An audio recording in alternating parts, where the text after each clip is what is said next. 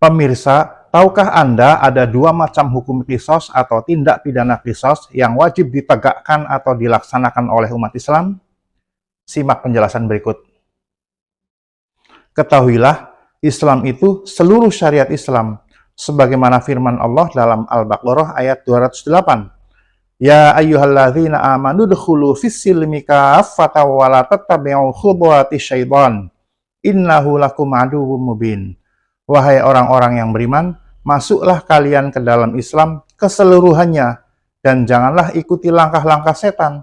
Sesungguhnya setan itu musuh yang nyata bagi kalian. Dalam ayat tersebut, Allah memerintahkan orang-orang mukmin untuk masuk ke dalam Islam keseluruhannya.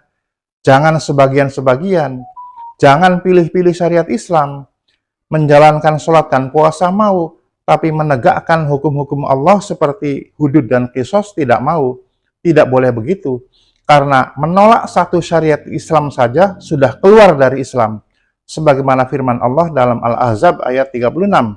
Wa ma kana lil mu'mini wa la mu'minatin idza qadallahu wa rasulahu amran ay yakuna lahumul khiyaratu min amrihim.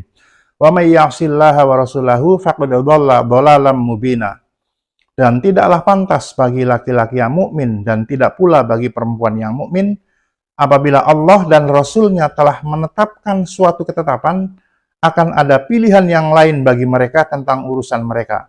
Dan barang siapa mendurhakai Allah dan Rasul-Nya, maka sungguhlah ia telah tersesat dengan kesesatan yang nyata.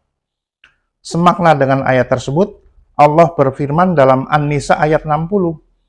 Alam taro ilal ladzina yaz'umuna annahum amanu bima unzila ilaika wa ma unzila min qablika yuriduna ayyatahakamu ila taghut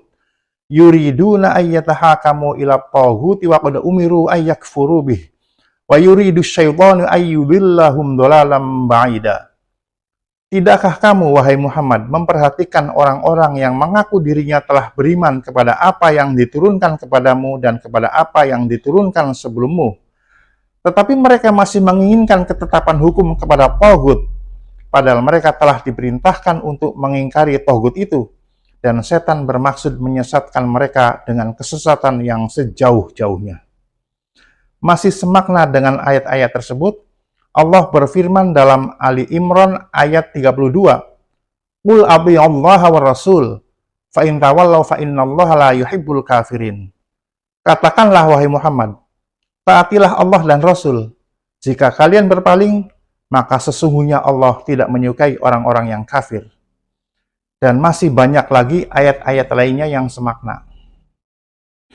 Pahami dengan benar makna rukun Islam yang pertama, yaitu persaksian dua kalimat syahadat. Yang pertama, syahadat tauhid. Asyhadu an la ilaha illallah. Aku bersaksi bahwa tidak ada ilah selain Allah, yang bermakna aku bersaksi bahwa tidak ada yang diabdi, diikuti, atau ditaati selain Allah. Jika ada yang diabdi, diikuti, atau ditaati selain Allah, misalnya mengikuti atau menyetujui sistem yang mengganti hukum-hukum Allah dengan hukum-hukum jahiliyah atau hukum-hukum buatan manusia, maka itu berarti menyekutukan Allah. Sedangkan menyekutukan Allah merupakan perbuatan dosa yang paling besar dan pelakunya diharamkan masuk surga, sebagaimana firman Allah dalam Al-Quran surat Al-Maidah ayat 72. Yang kedua, syahadat Rasul. Wa asyhadu anna Muhammadar Rasulullah. Dan aku bersaksi bahwa Muhammad adalah utusan Allah. Yang bermakna, aku bersaksi bahwa aku akan mengikuti tuntunan Nabi Muhammad SAW dan menaati seluruh perintahnya, termasuk menaati perintah untuk berbaiat atau berjanji setia kepada khalifah atau penguasa umat Islam, selaku imam atau pemimpin bagi jamaah seluruh umat Islam.